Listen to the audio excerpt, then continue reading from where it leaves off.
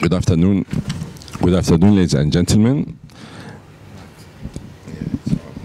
Good afternoon, let's. All right. We have spare things here. Good afternoon, ladies and gentlemen. Welcome to the Foreign Correspondents Club of Japan. My name is Khaldun Nazari. I'm the president of this club, and I have the honor to moderate this event today.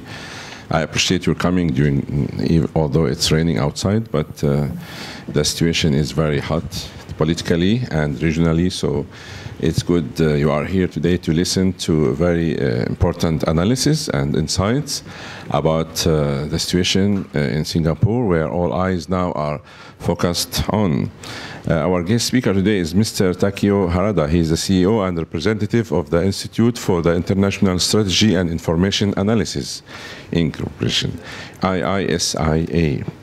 And of course, one day before the historic summit between the American President Trump and Korean leader Kim Jong-un in Singapore, our guest speaker today, a former ministry official, Mr. Harada, will place the North Korean situation and issue in the broader context of the power and the power games in East Asia and the future of regional order. The fast changing situation on the Korean Peninsula appears to have left Japan on the sidelines compared to South Korea and the United States and China and even Russia. And with its continued focus on the abductees, the prospects are far from clear what's going on. And we think that Japan has a good power points to participate, but it seems the policy is just wait and see so far. And our guest speaker, Mr. Harada, is CEO of this institute. He wrote so many books, and he has great insights about the situation regarding North Korea and how Japan is involved in this, sometimes behind the scene.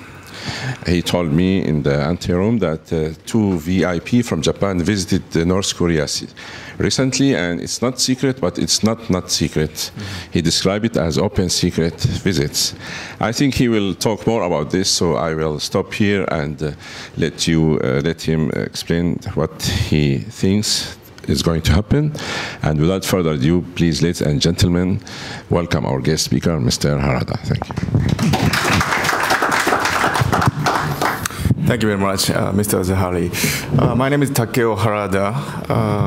As introduced, I'm a CEO and a representative of my own think tank called Institute for International Strategy and Information Analysis, based in Marunouchi, in front of the Tokyo station.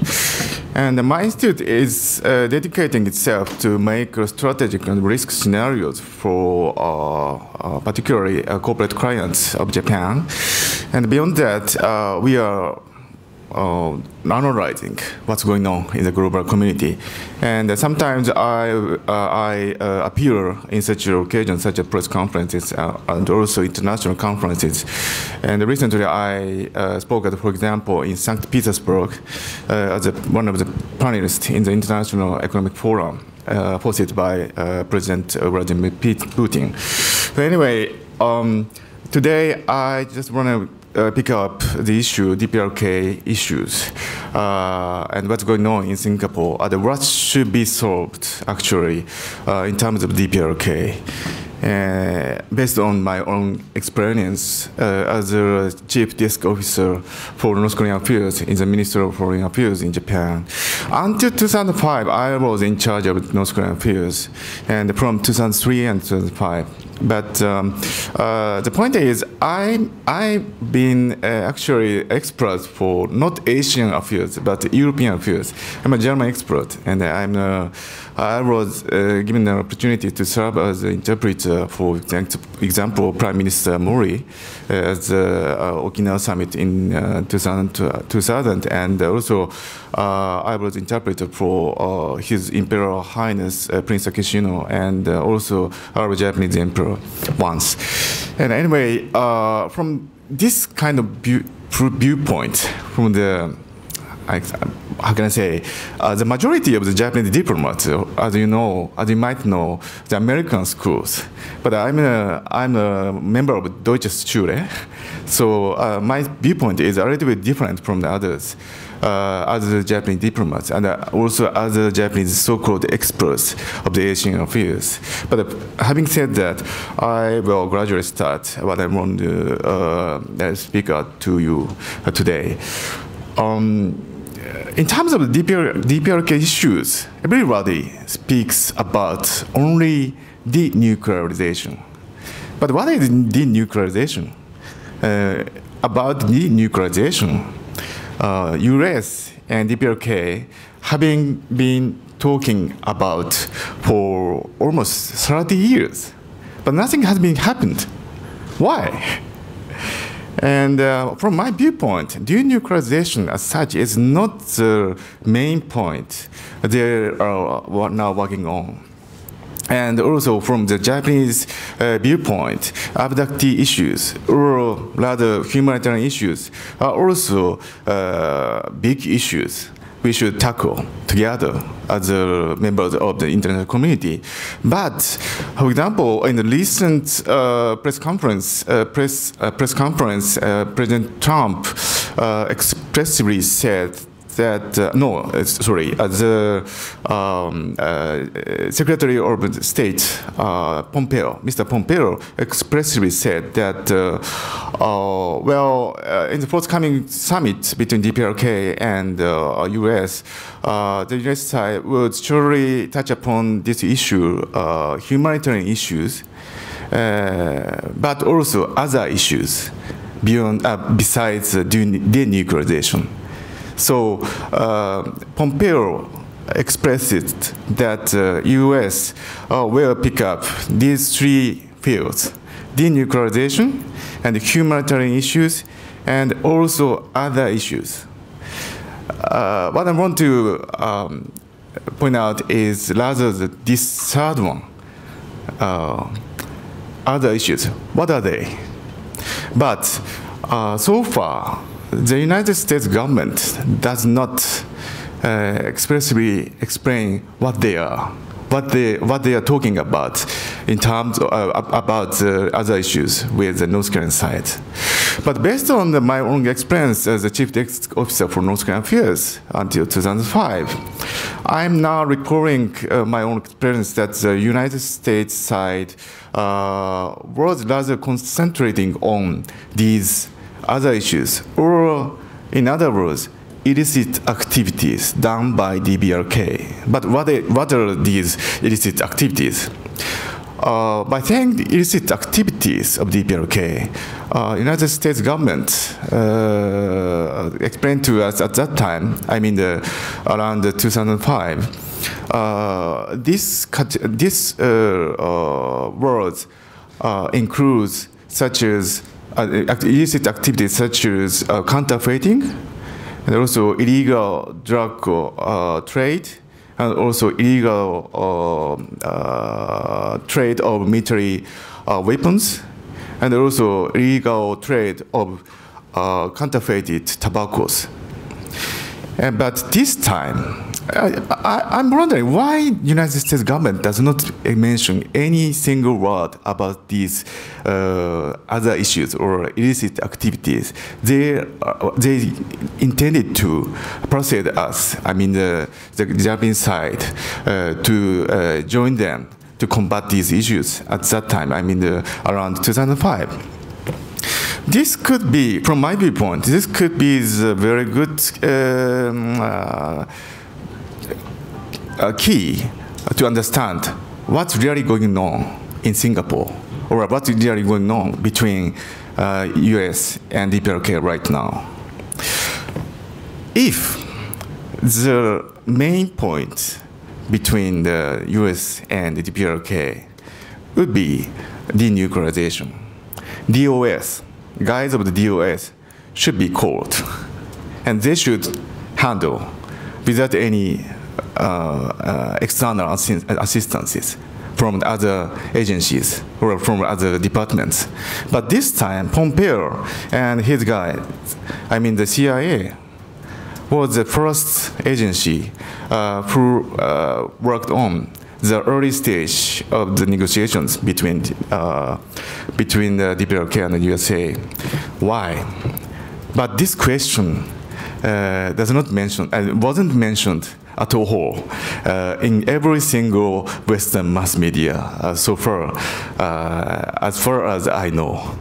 But I want to, at this stage, I want to highlight this is a very issue that Kim Jong and his regime is now concentrating on protecting against the United States. They have been doing these illicit activities because they just had to, or they have to earn money to survive in the global community or the global market.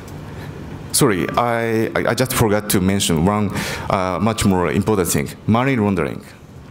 Money laundering is a very big issue we should work on in terms of DPRK illicit activities. They have been doing these illicit activities in order to survive in the global market, as I said. And in this regard, I published this book, 2006, not DPRK versus America. And around 2005, the Japanese mass media distributing our hypothesis that counterfeited US dollar would have been, I should say, printed by the Japanese abductees within the DPRK territories. But thanks to the intellectual assistance from the European investigative journalists, I reached the conclusion this hypothesis was or is false. And rather, there could be a possibility, not foreign governments or foreign agencies, but US intelligence agencies as such have been printed counterfeited US dollars in order to assist economically those who were collaborating with them, at least by the end of the 1990s. But their proceeds have been dramatically changed. And DPRK was one of the countries which very enthusiastically obtained this kind of counterfeited US dollars. So the United States government found out this fact and accused them of having printed these counterfeit US dollars. But anyway, we should focus on the reason why the DPRK could obtain this kind of counterfeited US dollars, because they did illicit activities or illicit business in order to survive in the global community, and then as a payment for the illegal or military weapons or illegal tobaccos or illegal goods they bought to other countries, they could obtain these counterfeited US dollars.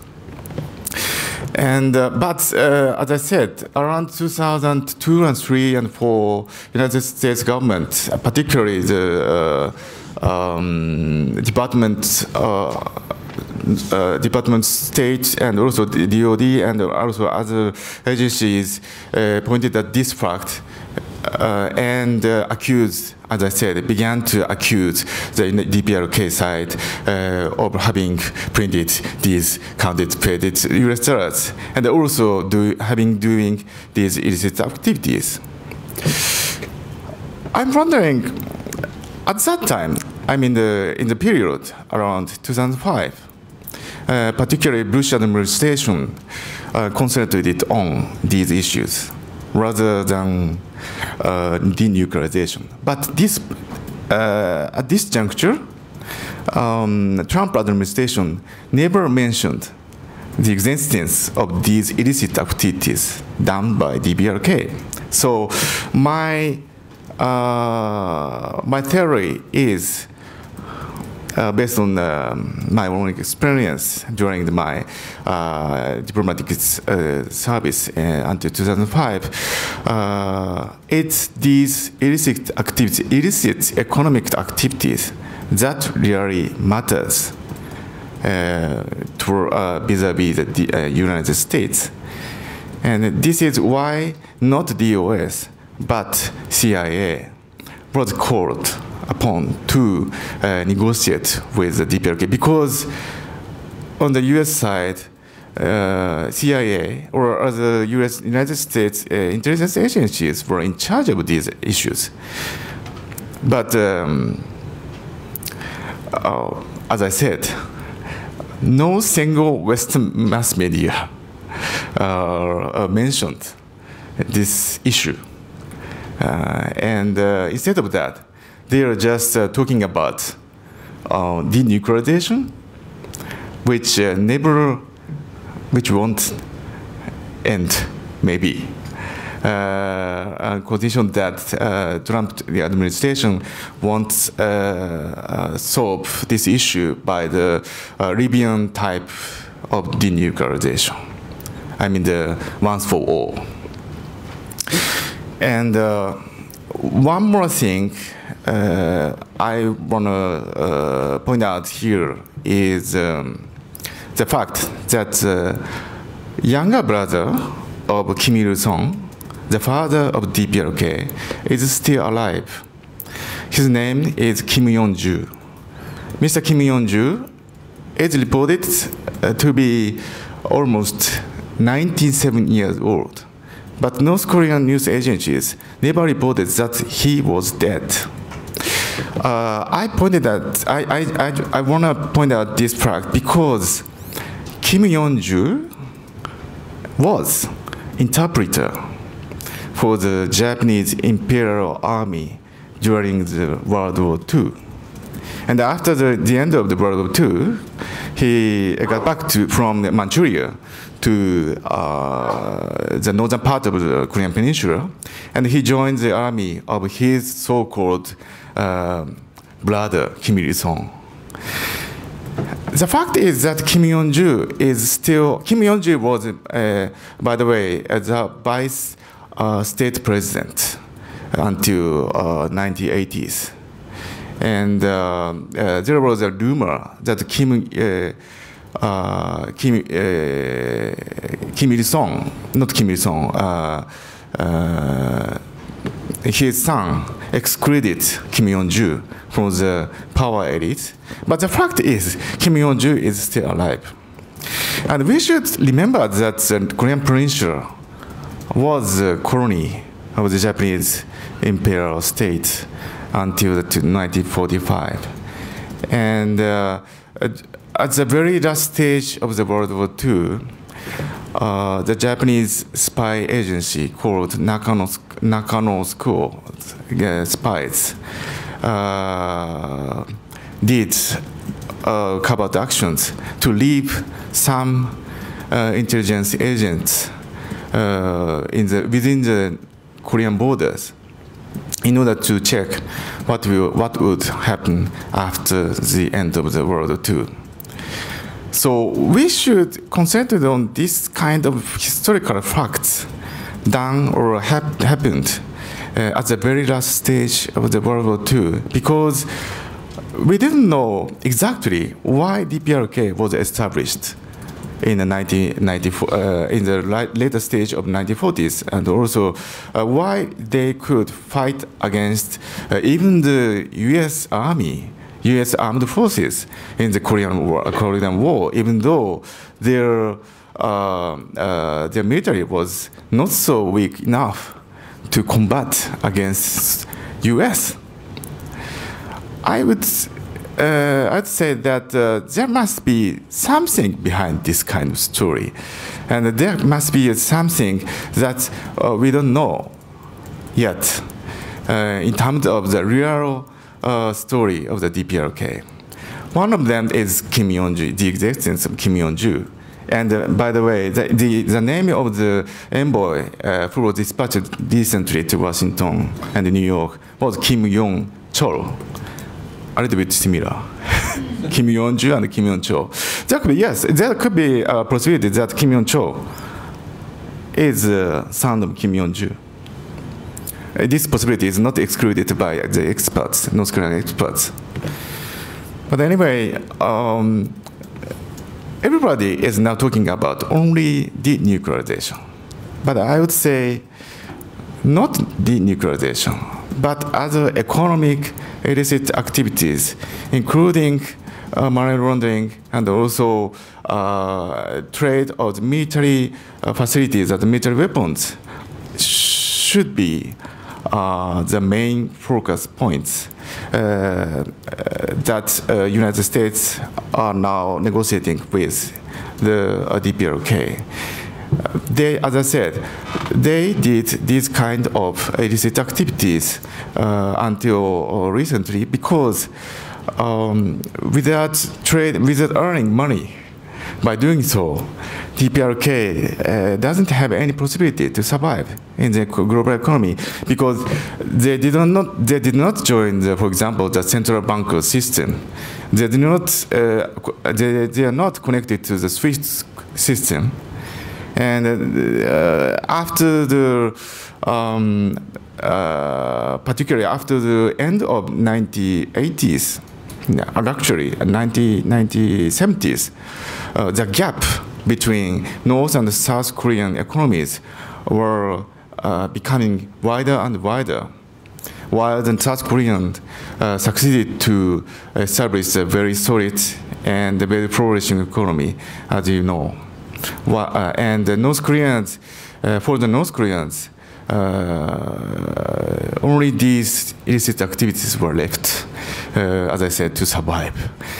And the point is how far the Japanese government and the Japanese industries and the Japanese societies as such were involved in this kind of development of North Korean histories.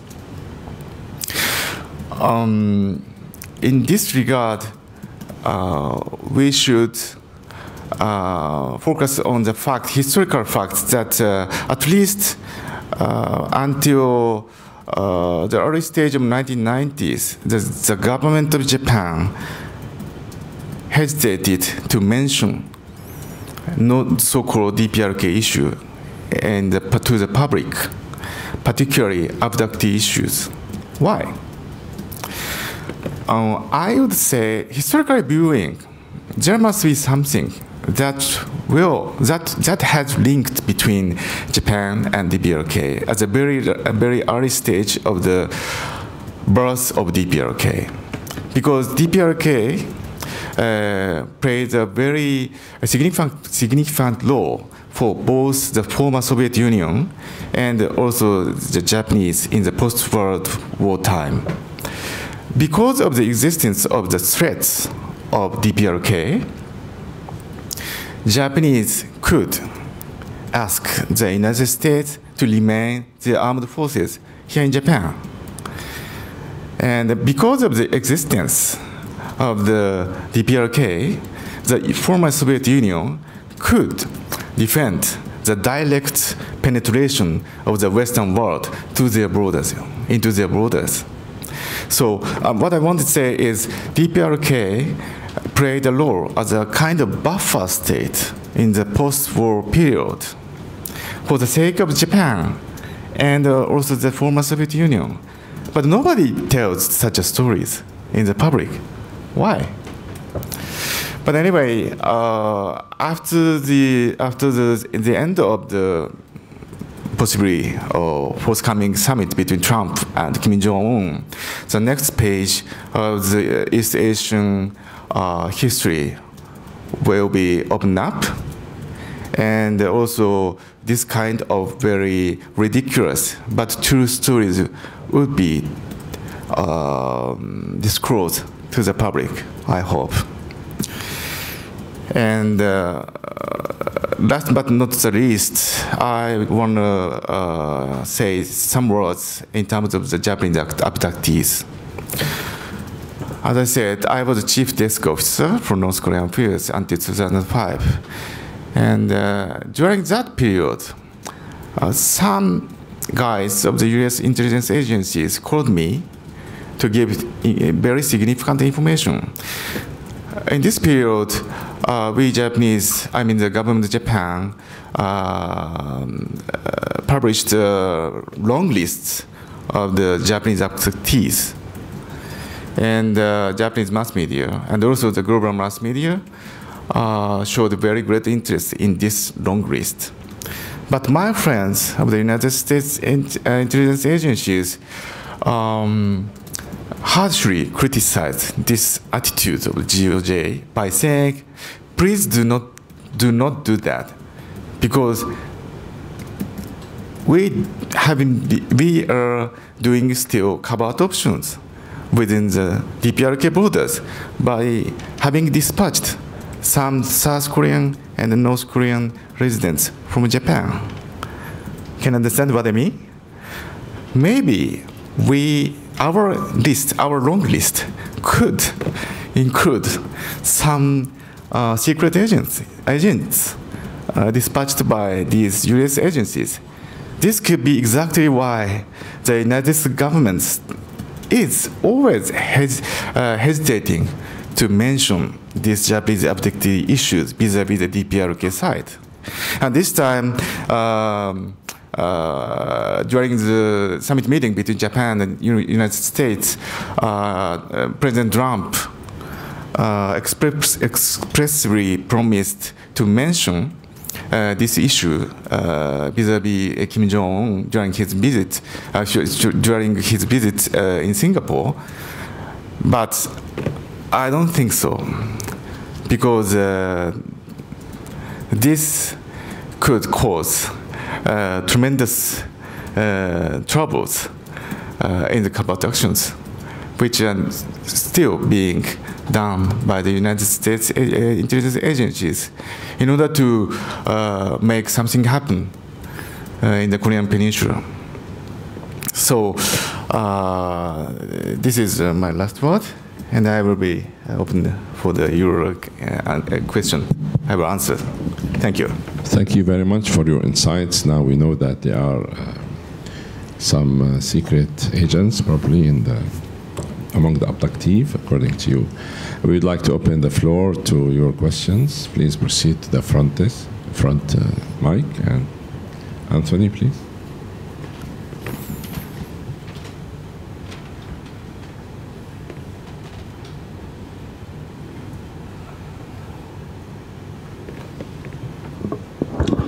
Anthony Rowley, freelance.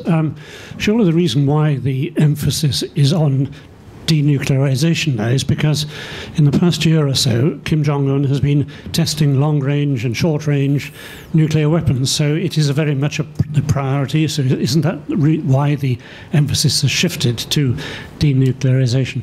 And what you said was quite interesting. I mean, do you think, while Kim Jong-un is in Singapore, there might be a coup d'etat, and Kim Yong-ju might be installed in a Japan-backed regime in North Korea?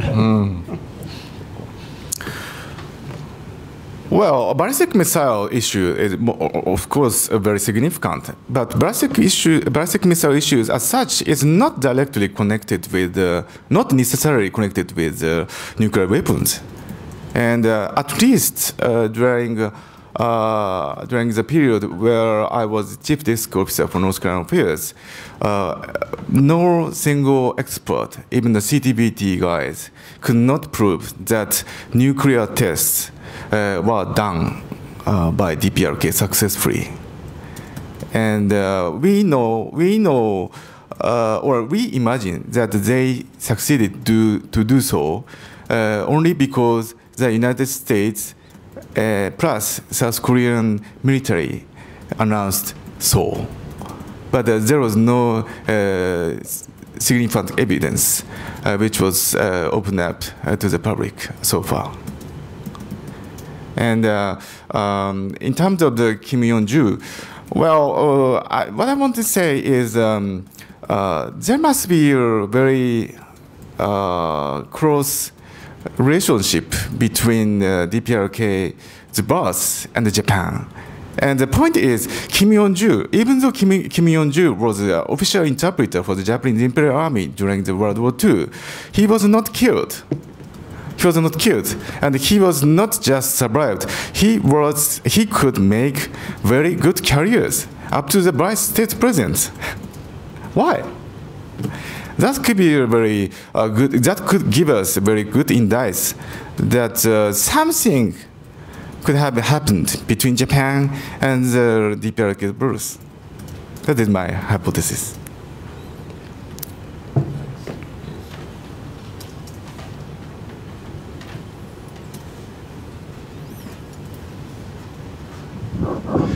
Süddeutsche Zeitung Neidhardt.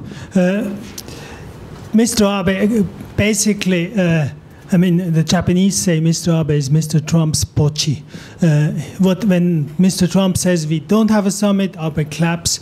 When Mr. Trump says the summit is back on, Abe applauds. Now, if that's true what you say, that then the Americans actually do not want to have the abductee as a top topic, why would Mr. Abe then push that issue? And further, Mr. Abe says that's one of his most important issues, which is probably for domestic reasons. At the same time, he talks about maximum pressure. Now, if you want, you have been a former diplomat, or as a foreign, you know you have to give something to get something. So you will never get anybody out of North Korea if you don't at least talk softly. And I mean, Mr. Tanaka, who was working, or you were working under Mr. Tanaka until 2003, I think. Mr. Tanaka last week said it's Hatsugashi that Mr. Abe goes begging Moon Jae-in and Mr. Trump even twice to push for the abductees. Thanks.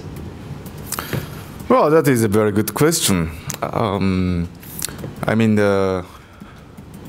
Mr. Abe, our Prime Minister, mentioned this issue expressly vis-à-vis Donald Trump, because when I would say when Donald Trump will mention Japanese abductees issues during the summit with Kim Jong-un will automatically get very angry, and maybe they close the negotiation with DPRK and the United States and immediately get back to Pyongyang.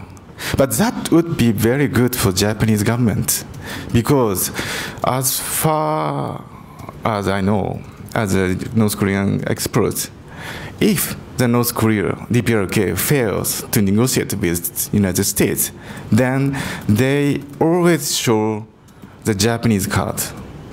I mean, they will immediately begin to approach the Japanese side. Can you understand what I mean? For example, Prime Minister Koizumi could pay a visit to Pyongyang because the relationship between the United States and DPRK was very, very bad around 2000. So this is a very tricky tactics of Mr. Abe.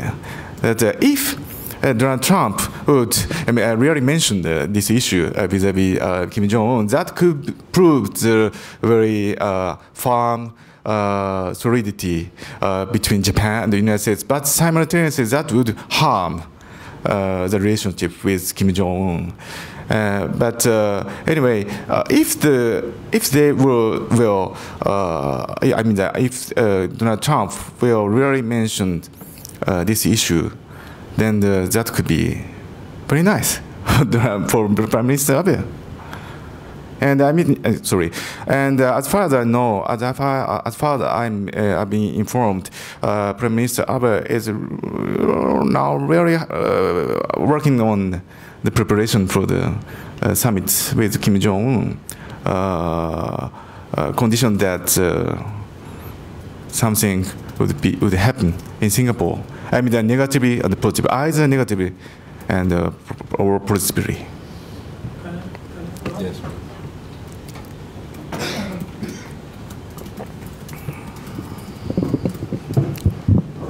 I see your point. If it were not for Mr. Abe, Mr. Abe in 2002 was very much against Koizumi going to Pyongyang, and he was kind of the hardliner asking for impossible concessions by North Korea even at that time. And he has then, after Koizumi went to Pyongyang twice, Japan was in a pole position for Northeast Asian politics. Japan was the country who had the best relations to Pyongyang, and could actually gain from that, especially for these maybe illicit activities, and as well if North Korea would eventually open the economy. Now, Mr. Abe came into power in 2006, and he messed everything up. After 2006, the relationship between North Korea and Japan totally deteriorated in the six-party talks.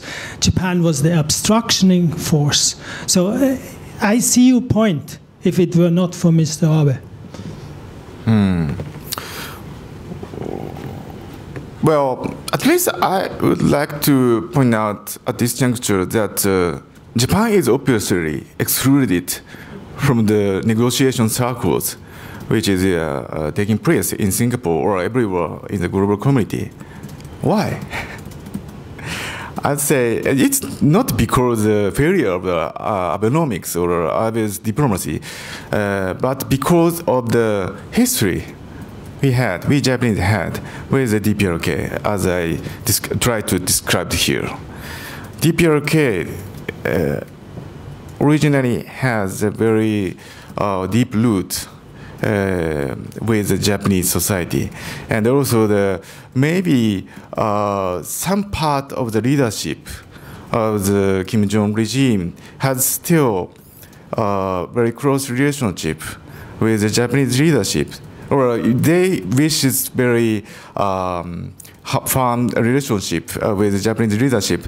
Actually, I will tell a very small story, which I personally experienced in the last April and early May. The former Director General for International Affairs of the North Korean Residents General Association, Chosen-Soren, Moto Kokusai Bucho, indirectly approached me to ask me what should be done between Japan and the DPRK. They were very, very troubled. I mean,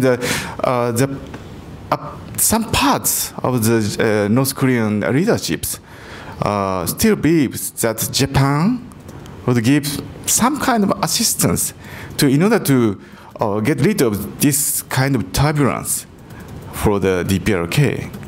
And these guys, these parts of the North Korean leaderships firmly believes that the invitation, Trump's invitation to hold the summit could be a trap, which would lead them to experience the catastrophe as a state. But anyway, this only very small but significant story, side story, could show you that the leadership of the Kim Jong, not Kim Jong himself, but some parts of the North Korean leaders are still hoping that they would restore the relationship, good relationship with Japan, as they did have in the very last stage of the 1980s, when we had the visit of Kanamaru Shin, the former General Secretary of LDP, to Pyongyang.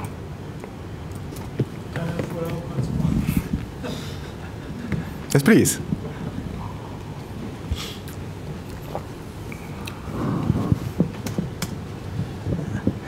Are you implying that Chosen-Soren obviously has somehow close relations to the pachinko business? The pachinko business has very close relations to Yakuza. Now, the LDP, we know several LDP grandees who have organized Yakuza head funerals and things like that. I think your Mr. Mori was among them. Abe's grandfather certainly was among them. So maybe you answer just by yes or no. Are you implying that the illicit activities of North Korea have something to do with the LDP and the Japanese Yakuza? It's a very good question again. And I would say yes.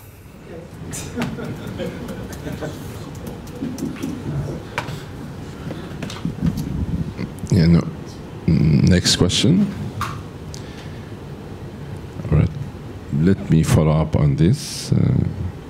You mentioned also, if I understood correctly, that some CIA were involved in also illicit activities regarding the money faking. Yeah, I mean, they were involved, you said, in money counterfeiting, dollar counterfeiting by North Koreans. Do you have more details about this? Thank you.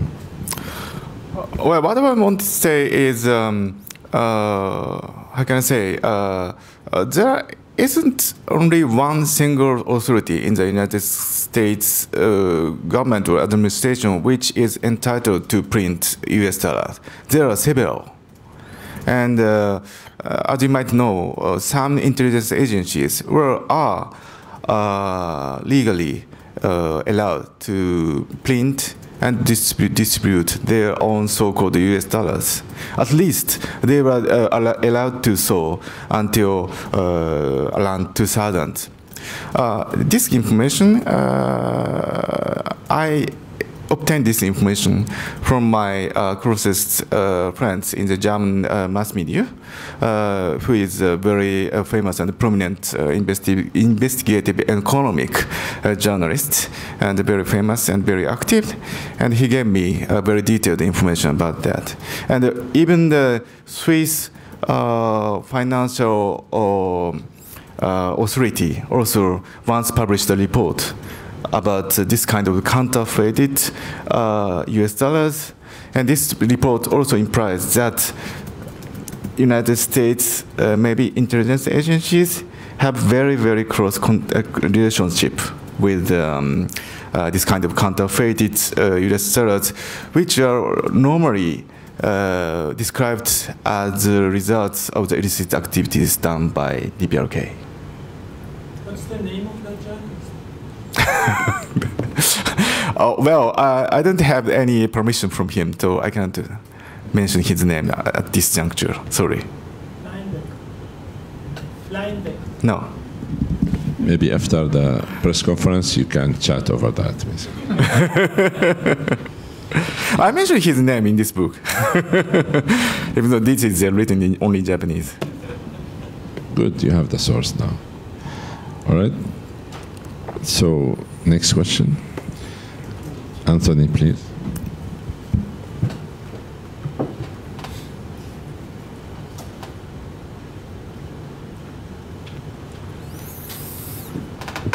This is all very fascinating conspiracy theories, but surely the fact is that North Korea very badly wants to modernize its economy, or at least Kim Jong-un wants to put priority in modernizing the economy. He needs money. So he's desperate to get some kind of agreement with Trump so that the money can flow. And likewise, Trump very badly needs some kind of diplomatic victory to salvage his rather poor record elsewhere. So how hopeful are you that, in fact, there will be a positive outcome from this? Or at least, when I say positive outcome, there will be some sort of agreement reached in Singapore that will allow both sides to declare victory. And if that is the case, where will the funds for North Korea come from primarily? Presumably primarily from South Korea, followed by Japan, followed by China, followed by the US, followed by the multilateral institutions. Well, what are your views on that? Well, first of all, we should focus on the question of why this time, why the summit between Donald Trump and Kim Jong-un is being held not in neither Pyongyang nor Washington, but in Singapore. Why in Singapore? Well, Singapore is a very good friend of the DPRK, but it can't be the single reason. And as far as I've been informed from my confidential sources among the overseas Chinese leadership, I'd say this is, this was decided because not the United States or PRC government as a government of the single state, but how can I say, the families or human networks beyond these states' borders. I mean, the overseas Chinese leadership is very, how can I say, main motor that enabled this kind of summit to be convened in Singapore. I mean, well, yesterday we saw Kim Jong-un paid a special visit to Lee Hsien-loong. Before he met, he would meet Donald Trump. Of course, Lee Hsien-loong is a host, but I'm still wondering why he did so. And well, in order to understand correctly the reality in the East Asia, you don't forget the existence of these vast human networks, vast and significant, very powerful networks of the overseas Chinese, such as family Lee, and such as family Liu, etc. And but normally we, I mean the journalists and experts, so-called experts, only mention the what's happening country by country. So we simply just forget the existence of the simple fact that East Asian history and the East Asian society and the East Asian reality is being formed mainly by, particularly economically viewing, by overseas Chinese families such as family Lee. So I would say that whether Donald Trump would really finally meet Kim Jong-un or not does not matter. The simple fact that Kim Jong-un took a Chinese flight from Pyongyang to Singapore, and then he paid a very special and very immediate visit to Lee Hsien-loong. That and maybe some secret meeting could be held during today or yesterday, today or tomorrow. That would be enough in this regard. That would be a bit troubling, very how can I say, confusing for you.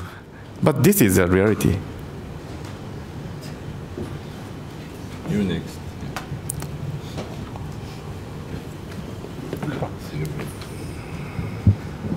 I couldn't agree more about the Chinese, overseas Chinese family networks, which are very informal and very powerful.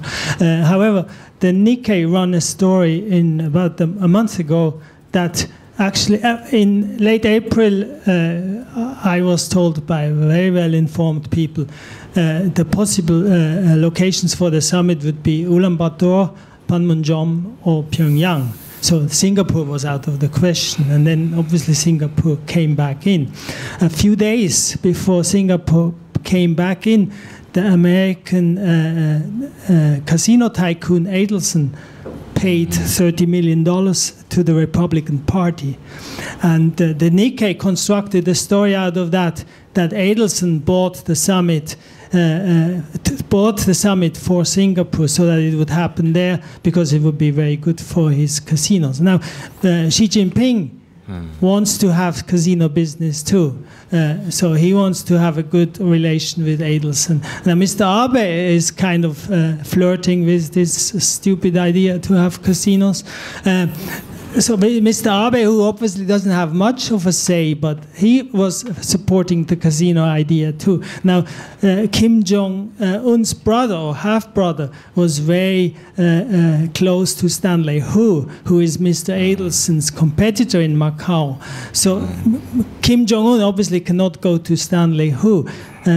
First, do you know that story, and then what's the credibility of that story? Well, I'm quite aware of this kind of story, but the question is who finances Mr. Adelson? I know. One of these overseas Chinese very powerful families, and so the same.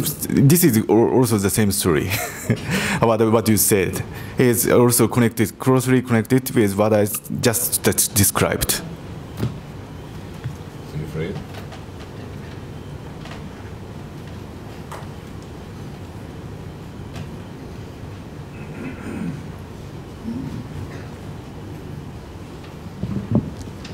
Siegfried, little freelancer from Germany.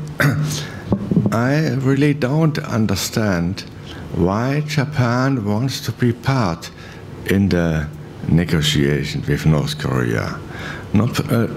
Japan was not part in the a party in the Korean War. Japan is what has nothing to do with only the history, but it's a long time ago.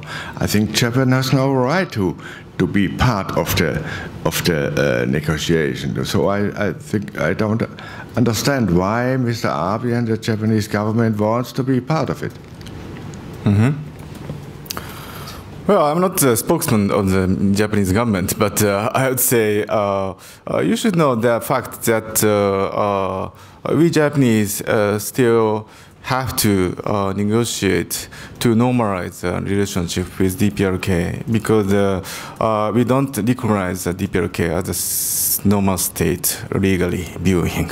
So, and DPRK side also wishes such kind of the normalization with Japan, because they really want to get money from the government Japan.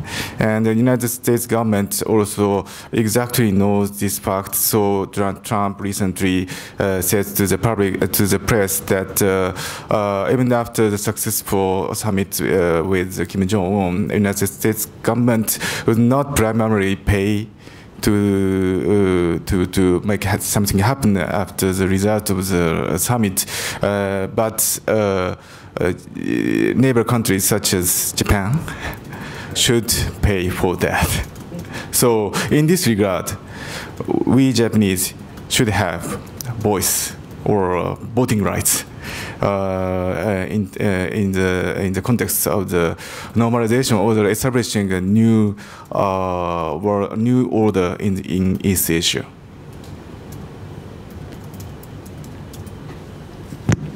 Thank you.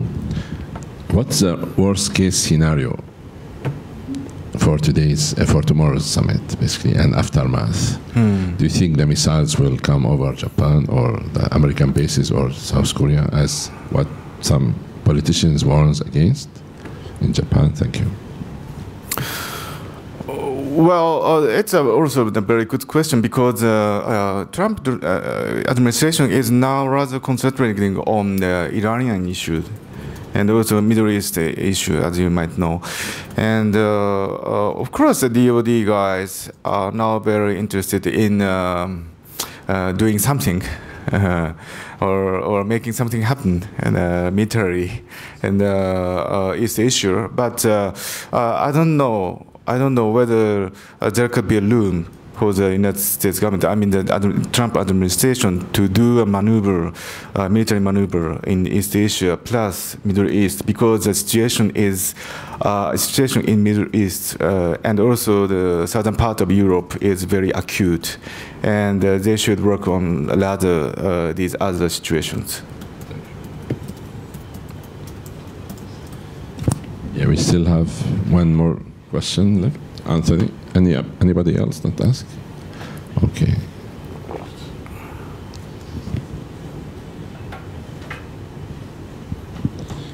This table is the most active table. It's really a very brief observation rather than a question, but surely the reason why the meeting is in Singapore is a question of logistics and face. I mean, there's no way in which Mr. Trump is going to go to Pyongyang. He's not really going to end up in Panmunjom. That's really not absolutely practical. There's no way that Kim Jong-un is going to go to Washington. Singapore is a small island. Small islands are easy to defend. Often summits are held on small islands for that reason. Isn't it just a simple question of a compromise, which is very easy to defend, as I said, and doesn't involve either leader losing face? Well, as far as I know, Trump agreed to hold this summit in Singapore because of the fact not only DPRK had a very good relationship with Singapore, but also United States have a large intelligence base, particularly CIA base in unknown island within the Singaporean territory. So again, this three was kicked off not by diplomats, the DOS, but CIA or U.S. intelligence agencies, which we should not forget.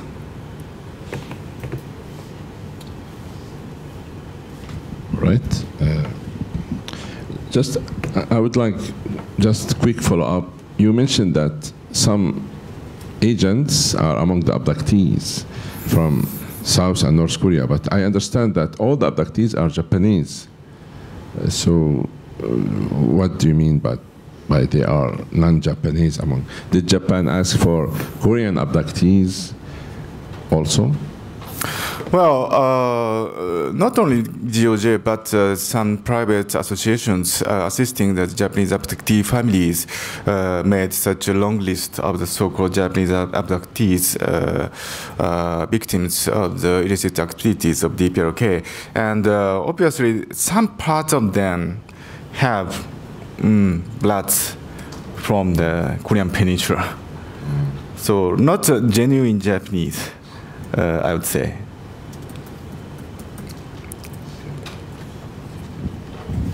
All right. Yes, please, ladies. Please. Please. We have it on the record.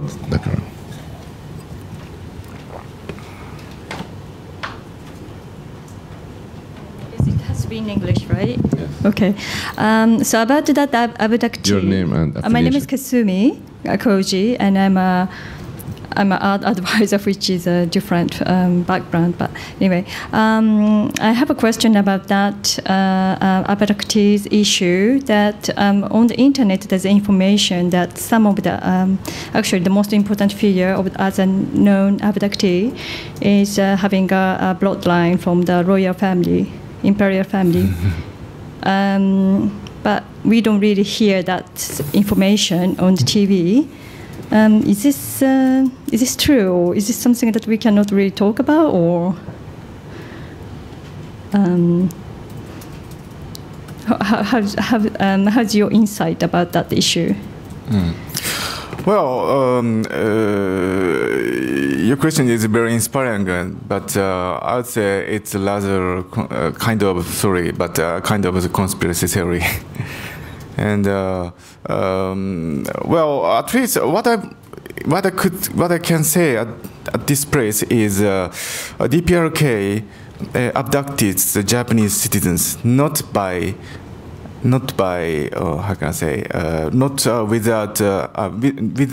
without any strategies. They intentionally abducted very specific Japanese citizens with some specific talents, not by chance, not coincidence. That's only what I can say at this stage. Sorry, just follow up. The most famous abductee is Megumi. She was a girl, and what kind of benefit for North Korea to abduct a girl? To teach Japanese, but she's not the teacher. And She needs still study Japanese herself. Well, according to the explanation, official explanation of DPRK, North Korean agents had to abduct her because on the street she saw what happened. I mean, the abductions done by the North Korean agents in Niigata. But I don't know why exactly. All right. Okay, that's fascinating today. Many theories and many, in fact, we hope to know more tomorrow. And I take this chance to give you one year honorary membership to our club. Please come anytime during the year, and we hope that things will be clear more in the future. Thank you very much, Harada Sensei. Thank you. Thank you very much. Thank you.